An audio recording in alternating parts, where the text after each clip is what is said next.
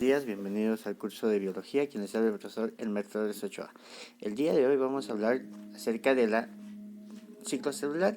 Recuerda algo, que toda célula viva proviene de otras que otra previamente se ha dividido, y el ciclo celular viene a ser un proceso por el cual una célula progresa desde una división celular hasta la siguiente. El ciclo celular consta en realidad de dos partes: interfase y la fase M. La interfase incluye tres periodos, o el periodo G1, el periodo S y el periodo G2. La fase M está compuesta por la mitosis y la citocinesis. Si hablamos nosotros entonces de la interfase, la interfase está referida a la siguiente proceso. Los cromosomas siempre están en cromatina, están condensadas.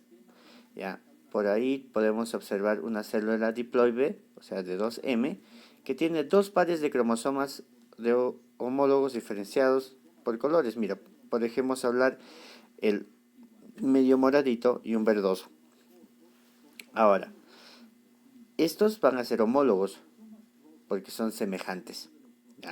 Por ejemplo, ahí tienes el cromosoma rosado de un progenitor y el cromosoma verdoso de otro progenitor.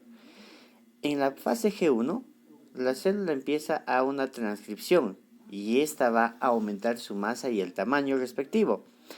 Cuando la célula ha alcanzado un tamaño general, va a empezar a la fase S. Y esta es en el proceso en el cual se va a dar la síntesis de ADN. Aquí hay una transcripción y una traducción activa, porque esta célula va a permitir y seguir creciendo. Al término de esta fase S, la célula se ha vuelto tetraploide. ¿A qué se refiere? 4n igual a 8. Ojo, ¿qué quiere decir? Está hablando de cantidad de cromosomas. Podemos hablar de 8 cromosomas. Y ahí empieza la fase G2. Y en esta fase G2, la célula sigue creciendo, pero empieza el proceso y se prepara para la división. La fase G2, generalmente en esta fase se puede determinar que ha duplicado la clase o ha duplicado el tamaño de esta fase y empieza el proceso de la división e inicio de la mitosis. Si hablamos nosotros de la mitosis, es el proceso por el cual una célula se divide en dos cromosomas idénticas, y la citocinesis viene a ser pues la división de estas dos células. Al final de este ciclo, cada una de estas dos células resultantes va a iniciar nuevamente su ciclo.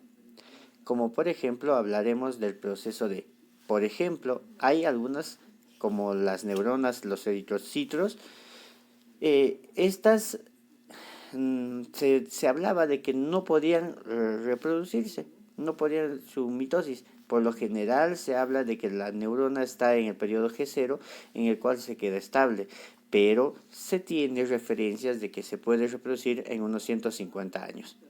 Si hablamos del ciclo celular, el ciclo celular está netamente regulado. Entre ellos, en cada fase vas a encontrar un medio de control del proceso. El inicio de una fase va a generar referido a que la fase anterior haya sido completada. Si es que no ocurre este proceso, se va. ¿Quiénes controlan este control? Las enzimas CDK y las ciclinas. Las CDK y las ciclinas son los controladores de que se cumpla en cada periodo lo requerido. Ellos son los controladores de ese proceso en el cual se van a dar a cabo el proceso de la síntesis de cada una de las fases. Ahora, en el periodo G1, en el periodo GS y el periodo G2, que son las fases y los ciclos, vienen a ser exclusivamente en los cuales van a estar generados. Por ejemplo, en la fase G1, lo que va a referir es simple y llanamente que incrementen de tamaño.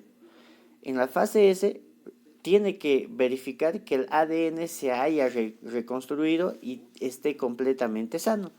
Y en la fase G2 va a verificar que cada secuencia de ADN se haya replicado una sola vez. Y en la fase M se refiere que los citocoros estén formando genéticamente pares y donde la repartición de los cromosomas sean idénticamente iguales. Entonces, si la célula pasa el ciclo de control, el proceso sigue. ¿Ya? Los errores en el ciclo celular pueden resultar en células defectuosas, los cuales van a convertirse en células programadas para morir. Al proceso de la muerte celular programada se llama apoptosis. ¿Ya? En el cáncer, que constituye otra alteración del ciclo celular, las células se multiplican indefinidamente, pues han perdido la capacidad de bloquear el ciclo. Entonces, hablemos de la mitosis. La mitosis en realidad es un proceso. Este proceso consta de la siguiente estructura. ¿Ya? En el ciclo celular habíamos hablado de la interfase, que incluye los tres periodos: el periodo G1, S y G2. La fase de la mitosis comprende, o la fase M comprende la fase de la mitosis y la citosinosis. Hablemos entonces de esta fase M. Esta fase M, recuerda, primero tienes que tener en mente que una célula diploide es aquella que posee dos copias de cada cromosoma, una procedente del padre y otra de la madre, y el número de diploides se representa como 2N. En los humanos, las células somáticas poseen 46 cromosomas, estamos hablando de 23 pares. Este es un número diploide, o sea, 2N. Ahora, que tiene los 46.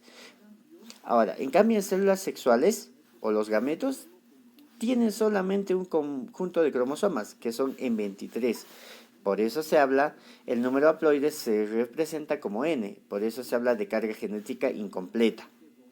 Al final de la fase G2, la célula ha crecido y ha duplicado sus cromosomas, es decir, ha pasado de diploide de 1 a tetraploide 4N, ¿ya? Y está lista para iniciar la fase M, que consiste en mitosis y la citocinesis. La mitosis es la separación del genoma celular duplicado, o sea 4N, en dos conjuntos de cromosomas idénticos, que serían 2N. La citosinosis es la división de una célula en dos células hijas. Y ahora, la mitosis se realiza únicamente en células eucariotas y se dividen en la profase, la metafase, la anafase y la telofase. Ahora, sin embargo, la mitosis es un proceso continuo y dinámico, y su división en fases es simplemente descriptiva. No podemos establecer exactamente cómo se van a dar.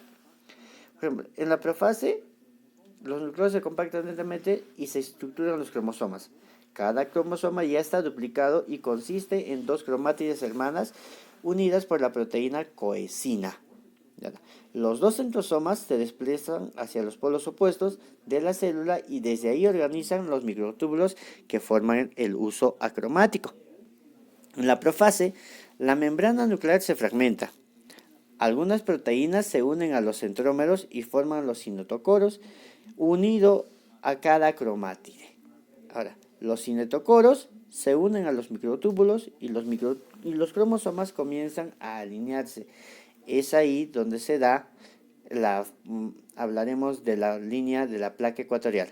Eso ocurre en la metafase.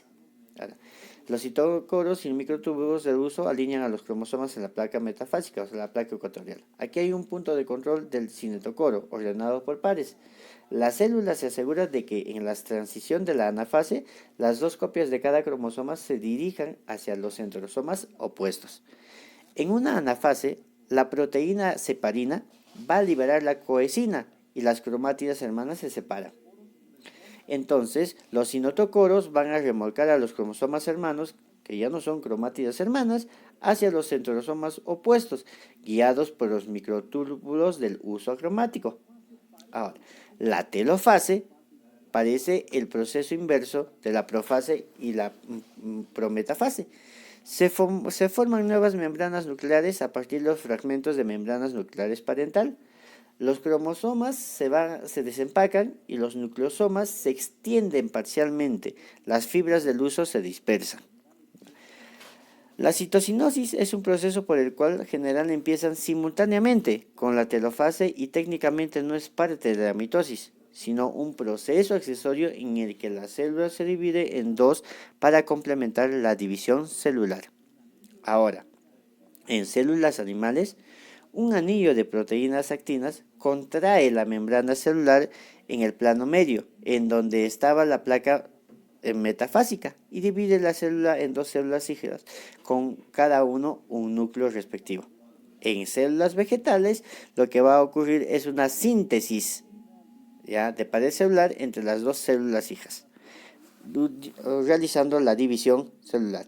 Espero que les haya gustado, muchachos. Nos vemos en la siguiente clase. Hasta la próxima.